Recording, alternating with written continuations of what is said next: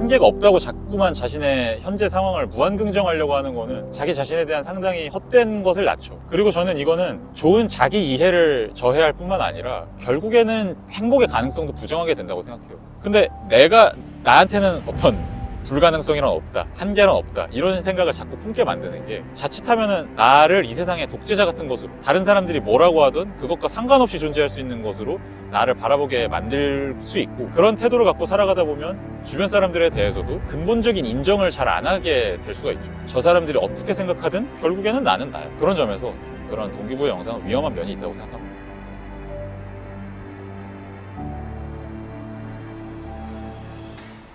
그러면은 이제 다음으로 성장에 대한 얘기를 해보려고 하는데요. 요즘 유난히 자기계발 컨텐츠가 많아졌다고 느껴지는 시대인 것 같은데요. 단순히 자기계발 컨텐츠만 소비하는 것에 문제점이 있다고 생각하세요? 결국엔 회피죠. 자기계발 컨텐츠를 보면서 내가 무언가를 했다라는 느낌. 사실 그거를 했다고 해서 이루어지는 건 아무것도 없는데, 저는 이런 회피성 활동을 하는 경우가 우리 삶에서 정말 흔하다고 생각해요. 저도 많이 해요. 예를 들어 제가 되게 많이 하는 게, 전 유튜버잖아요. 희찬님 어떠신지 모르겠는데 자꾸 유튜브 그 조회수를 확인하는 거. 조회수 확인한다고 달라지는 게 아무것도 없어요. 내가 빨리 좋은 컨텐츠를 고민하고 찍어야 조회수가 늘어나는 거지. 근데 일단 내가 지금 할 수 있는 게 조회수를 확인하는 거, 그 간단한 행위라고 느껴져서 그냥 중독이 돼가지고 계속 확인을 하게 되는 게 있거든요. 왜냐면 여기서 자기 기만이 작동을 해요. 이걸 확인함으로써 내가 그 추이를 보고 그 추이를 분석하면서 더 나은 전략을 세울 수 있지 않을까, 이런 얄팍한 자기 기만. 근데 사실 그거 그렇게 결정적이지 않거든요.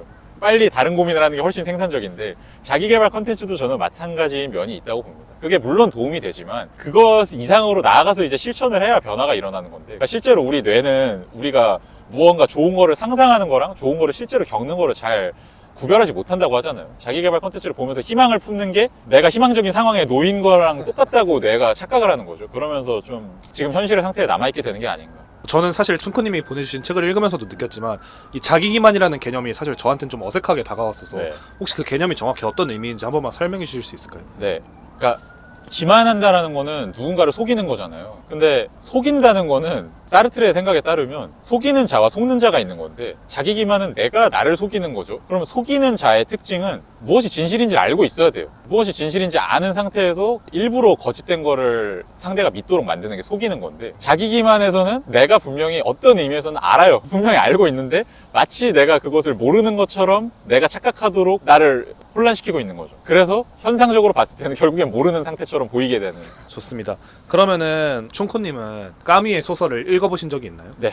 그러면 좀 좋아하는 까미의 소설이 있으시다면 혹시 그런 까미의 소설과 자기계발 콘텐츠와의 차이점이 있다고 느끼시면 어떤 부분이 있다고 느끼는지 궁금해요. 까미 소설의 대표작으로는 이제 이방인, 가장 널리 읽히는 게 이방인인데, 저는 패스트라는 작품을 더 좋아하거든요. 근데 이방인과 패스트 둘 다 공통점이 굉장히 절망적인 상황을 그립니다. 이방인 같은 경우도 결국에는 굉장히 안 좋은 일을 저지르고 그것의 결과로 인해서 삶이 구렁텅이로 빠져버립니다. 그 결과는 절대 변할 희망이 없어요. 그냥 확정적입니다. 그리고 패스트에서도 처음부터 그 패스트라는 말의 뜻으로부터 알 수 있듯이 전염병이 돕니다. 전염병이 돌아서 정말로 절망적인 상황에 빠져요. 물론 어떤 일말의 희망이 있긴 해요. 전염병이 끝날 것이라는. 근데 그럼에도 불구하고 이미 그 전염병 속에서 주인공은 거의 모든 거라고 말할 수 있을 정도로 대부분의 삶의 중요한 것들을 잃어버립니다. 그렇다면 과연 그 속에서 우리는 무엇을 느껴야 될까? 까미가 말하고자 하는 것은 결국에 그것을 어떤 희망을 갖고 긍정하지 말자는 거예요. 자기개발 콘텐츠는 희망을 갖고 긍정적인 인식을 가지고 극복하자는 거잖아요.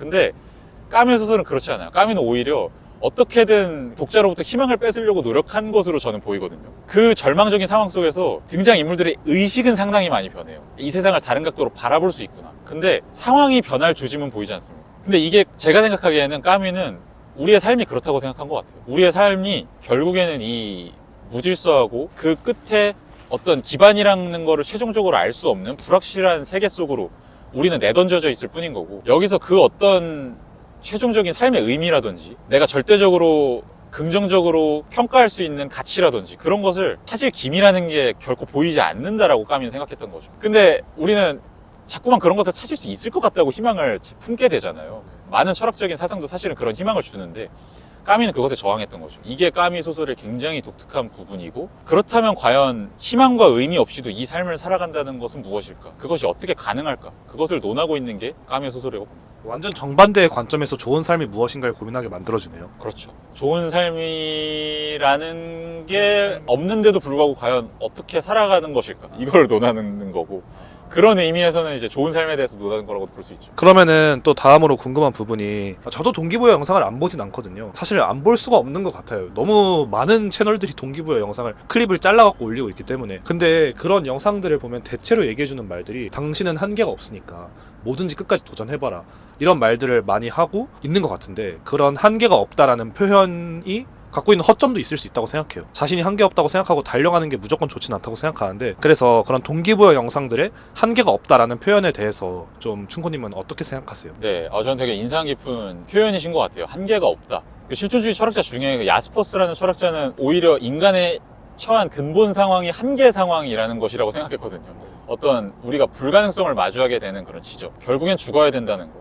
결국 내가 아프기 싫다고 해서 아프지 않을 수 없다는 거. 이런 내 의지가 좌절될 수밖에 없는 순간을 마주할 수밖에 없는 게 인간의 삶의 근본적인 어떤 위치라고 생각을 한 건데, 그런 점에서 한계가 없다고 자꾸만 자신의 현재 상황을 무한긍정하려고 하는 거는 자기 자신에 대한 상당히 헛된 것을 낳죠. 그리고 저는 이거는 좋은 자기 이해를 저해할 뿐만 아니라 결국에는 행복의 가능성도 부정하게 된다고 생각해요. 제가 어떤 진화론적 관점을 신봉하는 건 아니지만 많은 부분에서 받아들이거든요. 그럴듯하다고 생각하고, 진화론적 관점에서 보면 인간은 어디까지나 사회성을 굉장히 강력한 특징으로 하는 동물이고, 주변 사람들이랑 연결된 상태로 존재해야만, 그 속에서 어떻게든 내가 뭐 다른 사람들한테 인정을 받든 안정감을 느끼든 그래야만 행복할 수 있는 존재인데, 근데 나한테는 어떤 불가능성이란 없다, 한계란 없다, 이런 생각을 자꾸 품게 만드는 게, 자칫하면은 나를 이 세상의 독재자 같은 것으로, 다른 사람들이 뭐라고 하든 그것과 상관없이 존재할 수 있는 것으로 나를 바라보게 만들 수 있고, 그런 태도를 갖고 살아가다 보면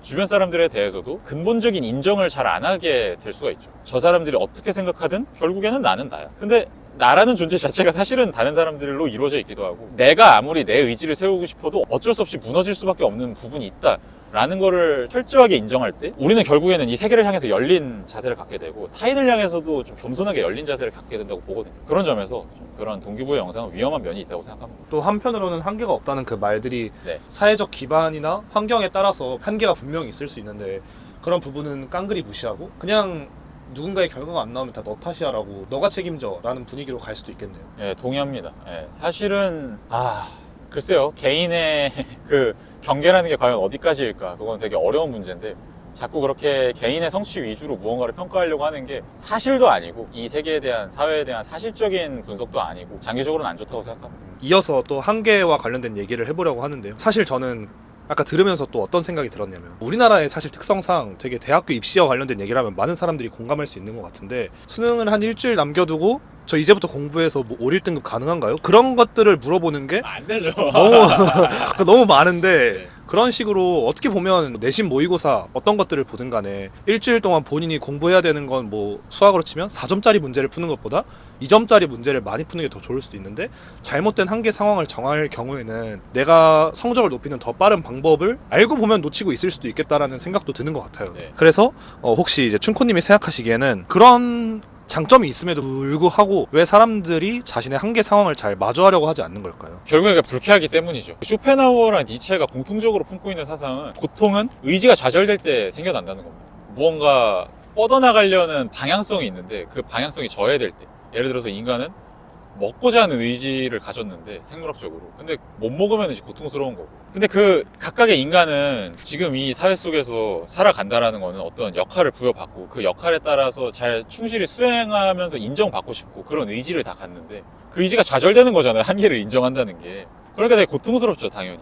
고통스러우니까 결국에는 그것을 외면하는 거고, 자꾸만 뒤로 미루는 거죠. 나중에는 결국에는 그럼으로써 더 실질적인 고통이 다가올 수 있는데, 그것에 대해서는 일단 나몰라라 하고 당장의 고통을 피하는 거라고 저는 생각합니다. 자기기만적인 거라고 볼 수 있죠. 좋습니다.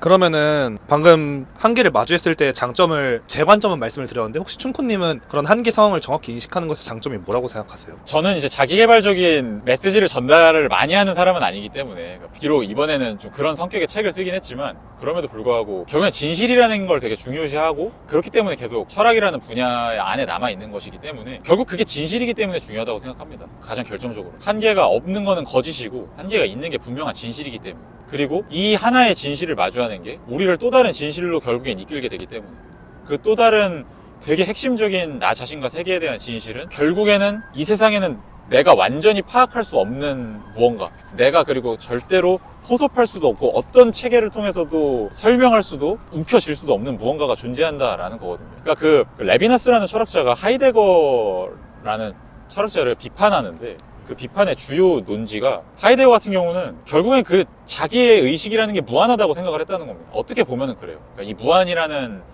용어를 여기에 적용하는 게 부적절할 수는 있는데 엄밀하게 보면은 근데 어쨌든 논지를 보자면 그렇습니다. 결국에는 이 세상의 모든 게 그러니까 우리가 내가 이 세상의 중심이고 사실은 다른 사람들 다 NPC 아니야?